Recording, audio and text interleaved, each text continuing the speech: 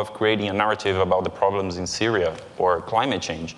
So how this, not having this global perspective, although we all know how we are interlinked, affect community resilience. So if I'm talking about the community in the Amazon, that their resilience is clearly linked with the meat market of Europe, because they're pushing like land grab and other things around that region. So this tension between local and global data is really important, I think.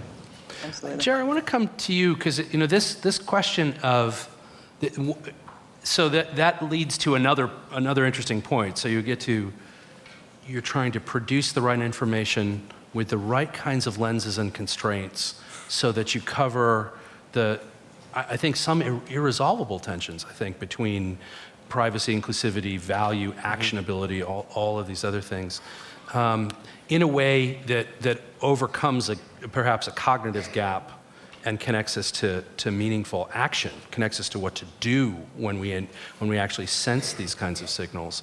And that, how to make things usable, useful, actionable is a design brief. And so as someone who thinks about the aesthetics and actionability and interfaces, do you want to talk about the role of design there? Well, I mean, I think actionable is an interesting term to use, but I think people are trying to find ways to make decisions based on data right now, and I think we can couple that with another requirement, which is like how to use data to make better questions, and so. I always break down, I do a lot of data visualization, and in data visualization I break it down into two purposes. We have like this reductive form of data visualization, which is about taking something complicated and making it more simple, which is really important in a lot of these realms. But there's also a second piece of it, which is this revelatory purpose. Let's show us things that we may have not seen before.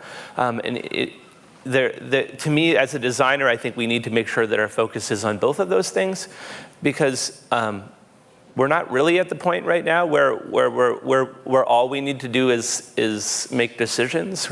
We also need to learn a lot more about what's happening to sort of keep those two avenues open is very, very, very important for me. Now, I think design plays an incredibly big role in this process.